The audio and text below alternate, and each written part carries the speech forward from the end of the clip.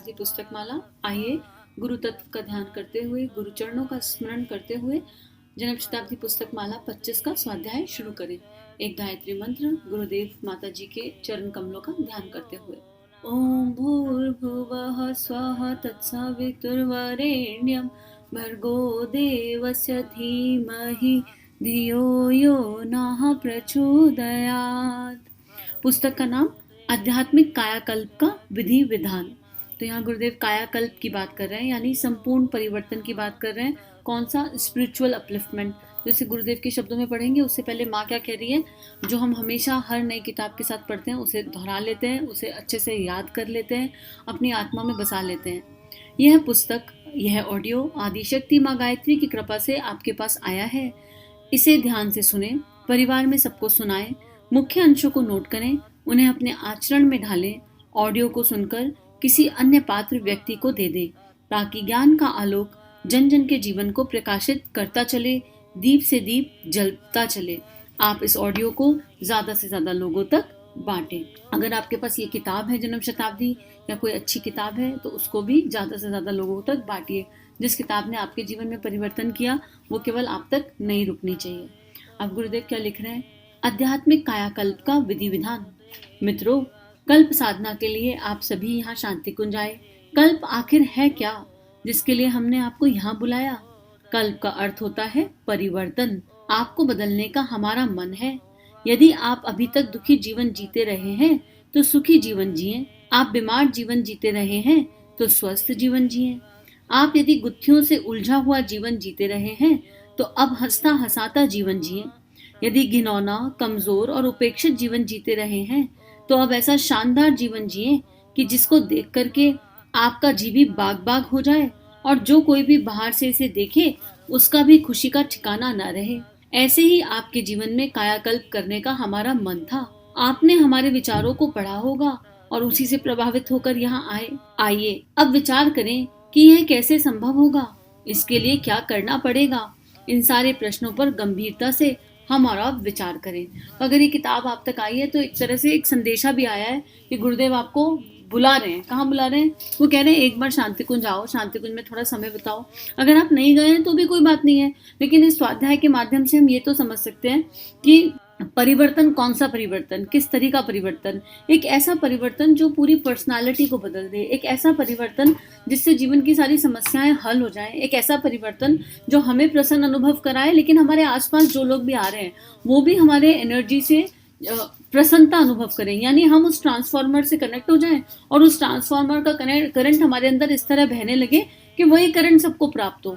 Transformer कौन सा? वो ट्रांसफार्मर, वो सत्ता जो परम सत्ता है, जो यूनिवर्स से प्रेम, जो यूनिवर्स से ऊर्जा, पॉजिटिविटी हमेशा बह रही है। हम परमानेंट उससे कनेक्ट रहें।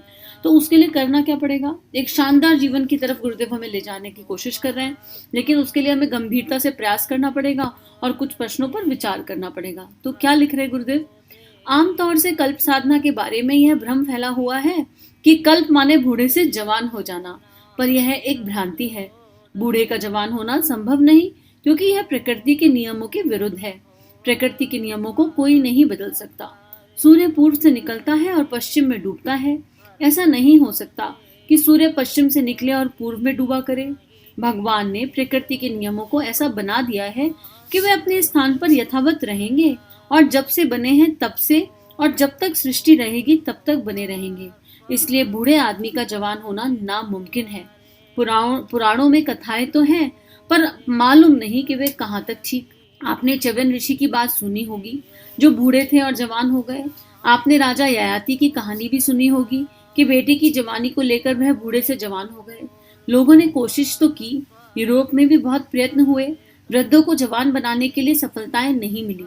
स्टालिन रूस के अधिनायक था, उसको बंदर की ग्रंथियां काट काट कर लगाई गई और यह कोशिश की गई कि वह फिर से जवान हो जाए, पर ऐसा नहीं हो सका। प्रकृति से लड़ाई लड़ना नामुमकिन है। किसी को यह आशा नहीं करनी चाहिए कि हमारा बुरा शरीर जवान बन जाएगा, पर हाँ, यह आशा हम आप में से हर व्यक्ति से कर सकते हैं कि कमजोरी और बीमारी जो हमने आपने बुलाकर रखी है उनको इनकार कर दें और ये कह दें कि हम आपको आपके यहाँ रखने की स्थिति में नहीं, हम आपको अपने यहाँ रखने की स्थिति में नहीं, कृपया आप यहाँ से चली जाइए। इनको हम भगा सकते हैं क्योंकि यह प्राकृतिक नहीं। तो गुरुदेव पहले ही चैप्टर में, पहले ही पैराग्राफ में ये क्लियर कर रहे हैं कि कल्प का मतलब कोई मैजिक नहीं है कि हम शरीर भाव में स्थित होकर कल्प साधना के बारे में ना सोचें कि हम यंग दिखने लगेंगे, स्मार्ट दिखने लगेंगे, ब्यूटीफुल दिखने लगेंगे, या हम हमेशा जवान ही रहेंगे। ये सब ना एक भाव है। यूथ क्या है? यूथ एक विचार है, एक भाव है, एक क्रांति है जो हमारे अंदर होनी चाहिए। एक 80 साल का इंसान भी अगर अंदर से जागरूक है, उसकी हिम्मत जागरूक है, उसकी भाव जागरूक है, तो वो समाज के लिए, देश के लिए, परिवार के लिए एक्टिवली सब कुछ कर सकता है। प्रॉब्लम आती है बीमारियों से। गुरुदेव खुद, जब गुरुदेव का एक्सरे हुआ था 88 अपने लास्ट स्टेज में, जब उनको बहुत एक चक्कू मार दिया था बहुत लोगों ने, और जब उनके एक्सरे हुए तो डॉक्टर हैरान रह गए। डॉक्टर्स ने कहा कि ये तो लगता ही नहीं कि किसी 80 साल के वृद्ध की हड्डियां हैं, ये तो एक 18 साल के नौजवान की हड्डियां लगती है। तो गुरुदेव हमें यहाँ आध्यात्मिक कायाकल्प की बात करने के लिए बात कर रहे हैं कि हमारा कारण शरीर, स्थूल और सूक्ष्म शरीर इस तरह जागृत हो जाए, इस तरह एक्टिवेट हो जाए, इस तरह प्रभावशाली हो जाए, उसमें इतनी ऊर्जा हो कि ओल्ड एज या एज का इम्पैक्ट ही खत्म हो जाए, हमारा रूटीन इस तरह का बन जाए। तो गुरुदेव यहाँ यही कह रहे हैं कि सारी मिथ्या धारणाएं अपने मन से निकाल दीजिए। ऐसा नहीं होगा। हाँ, ऐसा जरूर होगा कि आपके अंदर कोई बीमारी भरी हुई है तो उसको आप टाटा बाय बाय कर सकते हो, उसको कह सकते हो कि भाई यहाँ तुम्हारी जरूरत नहीं है। तो एक ऑर्गेनाइज्ड, एक अच्छा रूटीन, एक अच्छा जीवन, अच्छी भाव, अच्छे विचारों के साथ अगर हम जीवन जिए और उस ऊर्जा के सागर से हमेशा कनेक्टेड रहे तो ये हो ही सकता है। क्योंकि बीमारियां प्राकृतिक नहीं है, बीमारियां तो हमारी बुलाई हुई हैं। मिथ्या खाना, मिथ्या सोच, मिथ्या चिंतन, अनावश्यक ये सब जो भी हम करते हैं रूटीन में जो ना होने योग्य है, उससे बीमारियां आती हैं मोस्टली। आगे गुरुदेव लिख रहे हैं, जीवधारी पैदा होते हैं और मरते भी हैं, पर ना कोई बीमार रहता, ना कोई कमजोर रहता। जब कमजोरी आती है तो मौत के मुंह में चले जाते हैं। भला कमजोर जिंदगी जीना कौन पसंद करेगा? और ऐसी जिंदगी जीना कौन पसंद करेगा जो बीमारियों से घिरी हुई हो? कमजोरी और बीमारियों से घिरा हुआ होना यह प्रकृति के विरुद्ध है। इसको आप और हम हटा सकते हैं। शरीर के बारे में यही तक मुमकिन है और इसके आगे कुछ नहीं हो सकता। शरीर के कायाकल्प से अगर आपका मतलब हो और इसी ख्याल से अगर आप यहाँ आए हो तो कृपा करके ये बात नोट कर लीजिए कि शरीर के बारे में यह आपकी उम्र है, वह आगे बढ़ेगी ही, पीछे की ओर घटेगी नहीं। जवान को तो बच्चा कैसे बना पाएंगे? बच्चे को माँ के पेट में तो कैसे धकेल पाएंगे? यह संभव नहीं। तो जो नहीं हो सकता उसके लिए क्लियर नो बता दिया है। अगर आपकी ये अपेक्षा है तो फिर गुरुदेव क्लियर बोल रहे हैं कि इस अपेक्षा को एक तरफ रख दीजिए, ये पूर्ण होने वाली नहीं है। आपकी उम्र तो जरूर बढ़ेगी, आपके शरीर पर जो उसका प्रभाव पड़ेगा वो भी आएगा और वो पड़ना भी चाहिए, लेकिन जो बदलेगा वो है आपका स्तर। आकृति तो की जो रहेगी, पर प्रकृति बदल जाएगी। प्रकृति को बदलना मुमकिन है। यदि आपकी प्रकृति बदल जाएगी तो परिस्थितियां भी बदल जाएंगी। जैसा कि आप सभी जानते हैं कि मन स्थिति का नाम ही परिस्थिति है। मन स्थिति अगर आदमी बदल ले तो परिस्थिति को बदलने में कोई शक नहीं। यही कायाकल्प है, इसी को हम कराना चाहते हैं। तो गुरुदेव क्या करा रहे हैं? हमारा स्पिरिचुअल अपलिफ्टमेंट कराने के लिए गुरुदेव ये स्वाध्याय करा रहे हैं। मन स्थिति बदले तो परिस्थिति बदले। एक ही सिचुएशन में 2 लोग, 4 लोग, 5 लोग हैं, सबके रिएक्शन, रिस्पॉन्स अलग अलग होते हैं।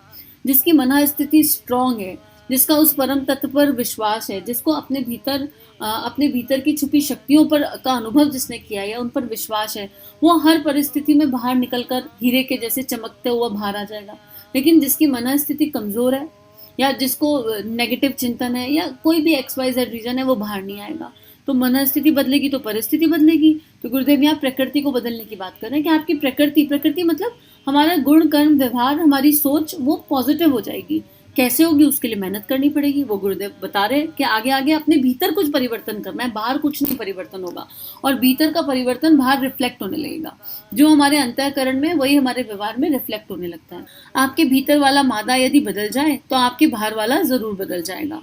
मन स्थिति में हेरफेर कर लें तो उसके अनुसार परिस्थितियां अपने आप बदल जाएंगी। इसलिए कल्प साधना से आपको यहाँ जो अर्थ लेना चाहिए वह यह लेना चाहिए कि जो आपसे कराया जाने वाला या आपको जो करना है, या हम जो आपसे कराने के लिए दबाव डालेंगे, तो सिर्फ इस बात का दबाव डालेंगे कि आपके भीतर वाला हिस्सा जिसका अर्थ होता है मन, बुद्धि और चित्त, जिसका अर्थ होता है जीवात्मा, जिसका अर्थ होता है आपका दृष्टिकोण, चिंतन और चरित्र, अगर इसमें बदल दें तो आप विश्वास रखिए आपका जीवन पिछले दिनों जैसा कुछ भी रहा है भविष्य में वैसा नहीं रह सकता। अब गुरुदेव क्लियर कह रहे हैं कि हम अपने विषय, जो सब्जेक्ट हमारा है, हम उस सब्जेक्ट पे फोकस कर लें तो ठीक हो जाएगा सब कुछ। जैसे नाक का सब्जेक्ट है सांस लेना या सूंघना, तो वो नाक का ही सब्जेक्ट है, कान वो काम नहीं कर सकता ना। कान का सब्जेक्ट है सुनना, तो नाक वो काम नहीं कर सकती। हर इंद्री का अपना अपना सब्जेक्ट है, ठीक है। तो मन का भी एक सब्जेक्ट है, मन का एक ही सब्जेक्ट है परमात्मा, भगवान से मिलन, भगवान को याद करना। और अंतःकरण, अंतःकरण मतलब मन, बुद्धि और चित्त का समन्वय हो गया। तो गुरुदेव कह रहे हैं जिसका मन, बुद्धि और चित्त ये बदल जाए और जिसकी जीवात्मा परमात्मा में खो जाए, उसका चरित्र और चिंतन अपने आप बदल जाएगा, उसका दृष्टिकोण अपने आप बदल जाएगा। बस हमें वहां तक जाना है, यात्रा वहीं तक की है। आत्मा का विषय बस परमात्मा है, इसके अलावा और कुछ भी नहीं है। और उस विषय में जब हम विश्वास रखने लगेंगे, केवल हमारी चिंतन, सोच, चरित्र, भाव, विचार उस दिशा में बढ़ने लगेंगे, तो हम उस सोर्स से कनेक्ट हो जाएंगे। और उस सोर्स से कनेक्ट हो जाएंगे तो मन स्थिति अपने आप बदल जाएगी। मन स्थिति बदलेगी तो परिस्थितियों में अपने आप अंतर मिलने लगेगा। अब आगे गुरुदेव लिख रहे हैं, भविष्य में अगर आप इसे बदल लें तो विश्वास रखिए कि आपका जीवन पिछले दिनों जैसा कुछ नहीं रहेगा, भविष्य में वैसा रह ही नहीं सकता। आपने इतिहास पढ़ा होगा और आपको उन भक्तों के नाम याद होंगे जो पहले सामान्य स्थिति में गए बीते थे, लेकिन जब उन्होंने अपना मन, स्तर और दृष्टिकोण बदल दिया तो कितना कमाल हो गया, उनकी जिंदगी कैसे शानदार हो गई। अगर उनके भीतर वाले हिस्से को अर्थात दृष्टिकोण को बदला ना होता तो बाहर वाली परिस्थितियां बिल्कुल मामूली आदमी के तरीके की रही होती। तो बहुत सारे एग्जाम्पल हैं ऐसे जिनके जीवन बदल गए। तुलसीदास जी बिल्कुल पत्नी के प्रेम में पागल थे, वासना में रिक्त थे, और जब जीवन बदला, अंदर की मनस्थिति बदल गई तो राम भक्त हो गए कितने बड़े। ऐसे कितने सारे हमें मिलेंगे। मरा मरा करते करते राम राम निकल गया और जप हो गया क्योंकि गुरु की बात मान ली। अशोका चांडाल माना जाता था, लेकिन जब भगवान बुद्ध के फॉलोवर बने तो चीजें एकदम बदल गई। ऐसे बहुत सारे हमें एग्जाम्पल मिल जाएंगे जहां मनस्थिति बदलते ही, भगवान बुद्ध ने तो कितने लोगों को स्पर्श करते ही मतलब अपने एनर्जी से बदल दिया, क्योंकि वो उस ऊर्जा से कनेक्टेड थे। उंगली माल, आम्रपाली, हमें कितने सारे एग्जाम्पल हमारे सामने हैं। तो यही गुरुदेव हमें समझा रहे हैं कि हम तैयार हैं या नहीं। वो तो तैयार हैं, वो तो सब कुछ देने के लिए तैयार बैठी है। वो परम सत्ता, हर पल उनका प्रकाश बरस रहा है। जैसे सूर्य है ना, सूर्य का प्रकाश हर क्षण है, ऐसे ही उस परम सत्ता का प्रकाश हर क्षण है। हमारा क्या प्लान है, हम तैयार हैं या नहीं है।